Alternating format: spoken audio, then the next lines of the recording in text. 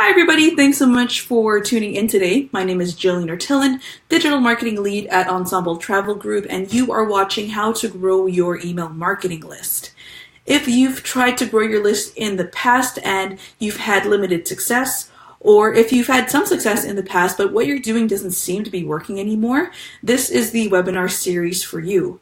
What we're going to be covering here in this series are really simple, cost-effective ways to grow your list. The methods that we're covering here in these series have really little learning curve, so you don't have to necessarily rely on any marketing expert to help you out.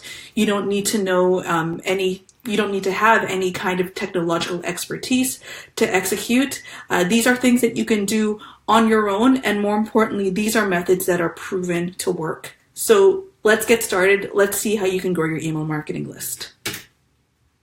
So why is email list growth so important? Because email marketing still remains one of the best ways to make that direct connection with your customers. And in 2019, it's still incomparable to any other platforms such as social media.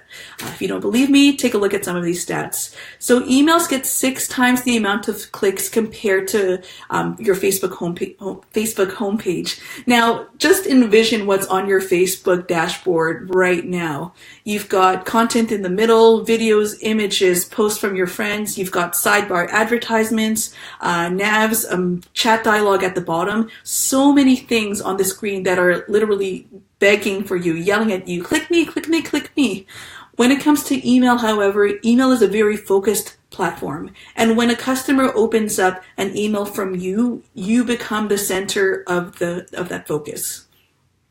Email is 40 times more effective at acquisition, which means it's much stronger than most at growing your customer base, and email has 37 times the ROI. Now, I want you to pay attention to that stat specifically. This particular stat is actually an aggregate across all industries, across all different types of business types.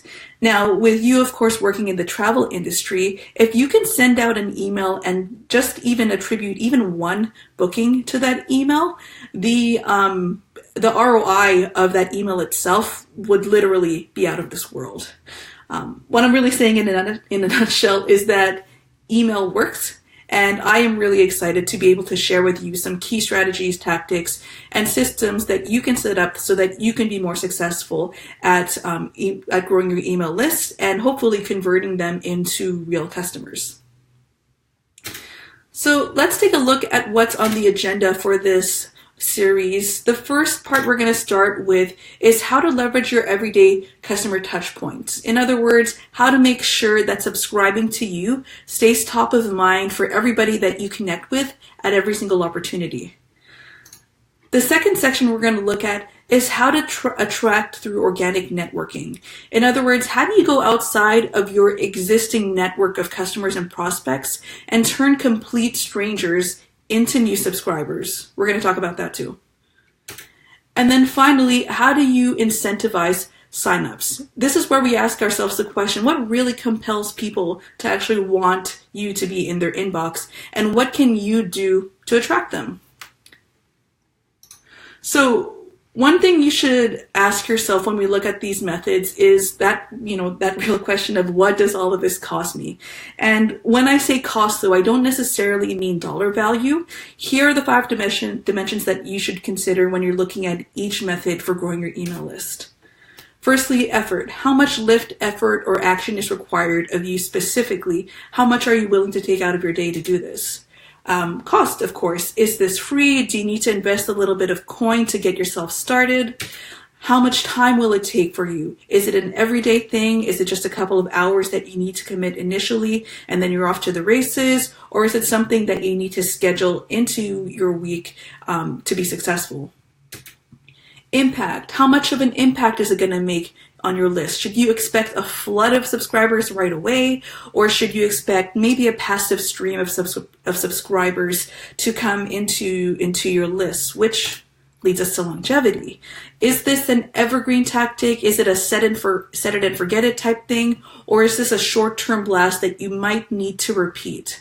Again, keep this in mind, not just for this entire series, but for any marketing initiative that you consider, whether you're embarking on it on your own or whether you've been approached by a contractor offering their services. If you think along these types of lines, it'll help you gain clarity and it'll help you go beyond that age-old question of marketing, which is like, should I be doing this?